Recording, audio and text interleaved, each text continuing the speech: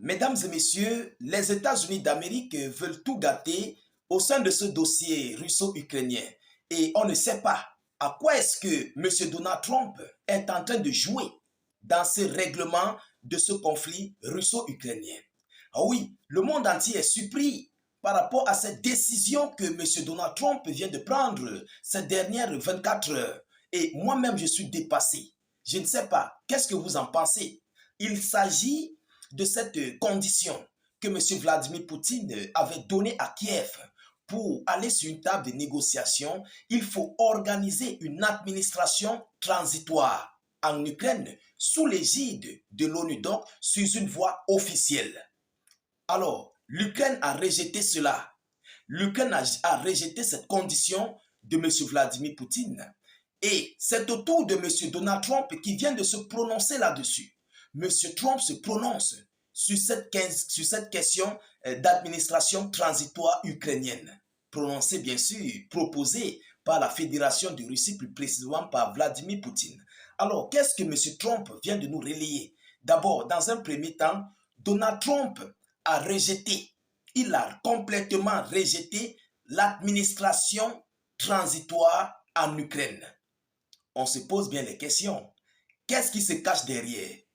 Est-ce que M. Trump ne veut pas à ce que Zelensky doit quitter le pouvoir? Parce que à l'heure actuelle, Volodymyr Zelensky n'est pas un président légitime. Parce que son mandat avait expiré. Alors il faut organiser les élections et voir s'il serait président ou pas avant de signer un accord de paix, bien sûr, avec un président, un chef d'État officiel, légitimement élu. Mais les États-Unis d'Amérique sont loin dans ce rêve de la Fédération de Russie. Ils sont très loin de cela. Alors Trump vient de rejeter, mais complètement et catégoriquement, l'administration transitoire en Ukraine avant d'organiser les élections présidentielles ukrainiennes. Voyons voir en profondeur ce que Trump nous dit, ce que les États-Unis d'Amérique ont dit par rapport à cette proposition de M. Vladimir Poutine. Il faut le savoir que l'heure est grave parce que c'est un défi que Washington veut faire à la Fédération de Russie, plus précisément à Vladimir Poutine. Et vous savez, M. Poutine n'aime pas les défis. M. Poutine n'aime pas les gens qui partent en son encontre. M. Poutine n'aime pas ceux-là qui s'opposent contre lui. Je crois que je vous le dis toujours, vous comprenez? Fin de compte, M. Trump va entrer officiellement pour soutenir l'Ukraine. Mais voyons voir d'abord ce que Trump nous dit par rapport à cette affaire. Mettez beaucoup de j'aime, mettez suffisamment de j'aime, partagez la vidéoconférence partout à travers le monde, abonnez-vous au maximum pour ne plus rater notre page, ne plus perdre nos vidéoconférences. Et aussi, mettez vos avis en commentaire. J'aimerais bien vous lire. Qu'est-ce que vous en pensez par rapport à ce rejet d'une administration transitoire de l'Ukraine par les États-Unis d'Amérique? Alors, qu'est-ce que Washington dit? Donald Trump rejette l'idée d'une administration transitoire sous l'égide de l'ONU évoquée par Vladimir Poutine. Évoquée par Vladimir Poutine. Trump rejette ça. L'Ukraine incessamment a rejeté cela. Mais pourquoi? Parce que celui-là qui viendra au pouvoir, est-ce qu'il serait en faveur des États-Unis d'Amérique? Et Volodymyr Zelensky a travaillé avec Donald Trump, avec Joe Biden. Et il faut que M. Zelensky signe les accords avec M. Donald Trump parce que c'est lui qui a signé certains accords, certaines choses, bon nombre de choses avec Joe Biden. Donc, Washington reconnaît Volodymyr Zelensky. Vous comprenez? Pour récupérer l'argent investi dans ce conflit par Joe Biden, celui-là qui a signé avec Joe Biden doit signer avec Donald Trump. Pourquoi je le dis? Parce que celui qui viendra, si il serait en faveur de la Russie, est-ce qu'il va reconnaître cette dette américaine? La question reste posée. Trump joue sur son intérêt du côté de Kiev. Il faut qu'on se dise des vérités. Il y a beaucoup de parenthèses. Trump calcule ses intérêts. Parce que s'il y a une administration transitoire et que demain il y a les élections, qui serait au pouvoir en Ukraine? Est-ce que celui-là va travailler pour les États-Unis d'Amérique? Est-ce qu'il va reconnaître les dettes que les États-Unis d'Amérique ont envoyées en Ukraine? Grosse question. Alors, Le département d'État américain a déclaré lundi que le président américain Donald Trump avait rejeté l'idée proposée par Vladimir Poutine d'instaurer une administration intérimaire en Ukraine sous l'égide de l'Organisation des Nations Unies et de plusieurs pays.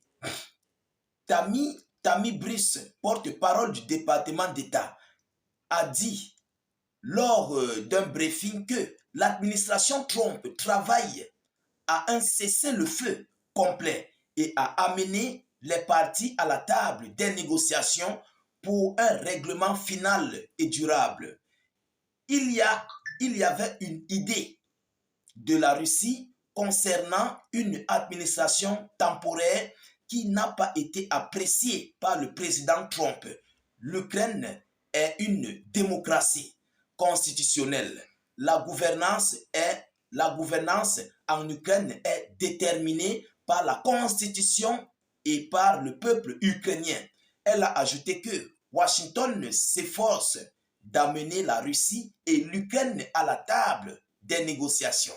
Vladimir Poutine avait proposé le 27 mars de discuter de l'instauration d'une administration intérimaire en Ukraine sous l'égide de l'ONU et de plusieurs pays pour organiser les élections.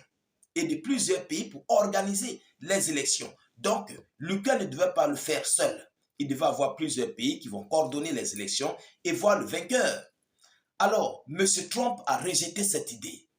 Trump dit que l'Ukraine est un pays démocratique. Démocratique, lorsqu'on parle de démocratie, on connaît qui sont les démocrates. Vous comprenez? Alors, mesdames, mesdemoiselles et messieurs, qu'est-ce que Trump est en train de jouer? À quoi est-ce qu'il est en train de jouer réellement? Parce que moi, je ne comprends plus rien. Je ne sais pas si vous comprenez quelque chose. Mais je crois que M. Donald Trump, pour finir, il est du côté, de la partie ukrainienne. Il faut le dire ainsi. Il est de la partie ukrainienne et il calcule ses intérêts, comme je vous l'ai dit dans cette vidéoconférence. Il calcule l'argent américain qui a été signé par Zelensky. Et Zelensky doit signer parce que Zelensky ne peut pas signer avec Joe Biden. Et un autre chef d'État vient signer avec Donald Trump. Et si celui-là qui vient ne reconnaît pas l'argent des Américains en Ukraine, qu'est-ce qui va se passer?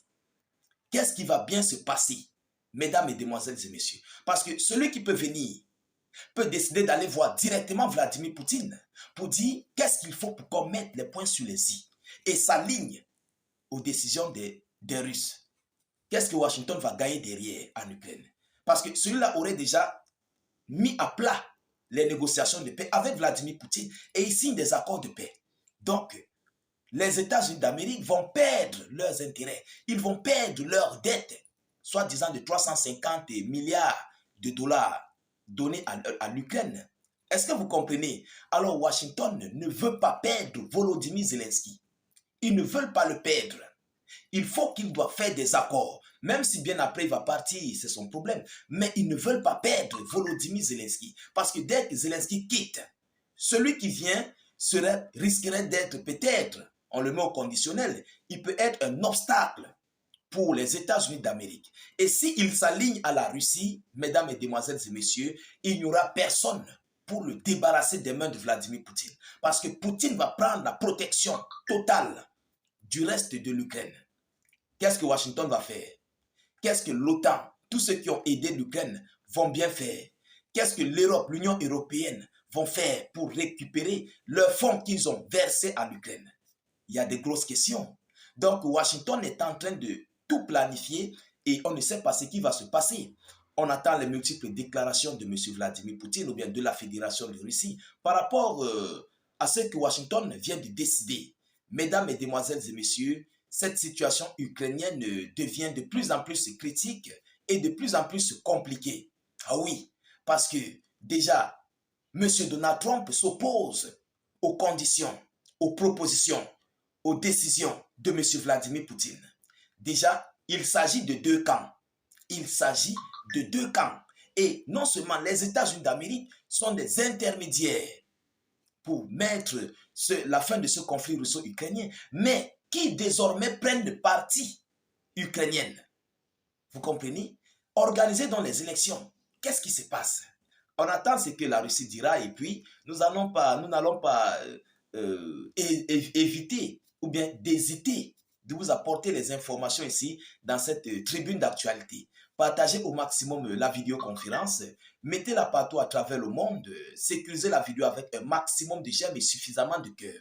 Je vous prie de mettre vos avis en commentaire. Même si vous n'avez rien à écrire, mettez salut, état d'urgence ou encore vive la paix dans le monde. Abonnez-vous pour ne plus perdre notre page, pour ne plus rater les vidéoconférences. Et surtout, je vous prie encore une fois de plus de mettre pleinement vos avis en commentaire. J'aimerais bien vous lire, mesdames et messieurs.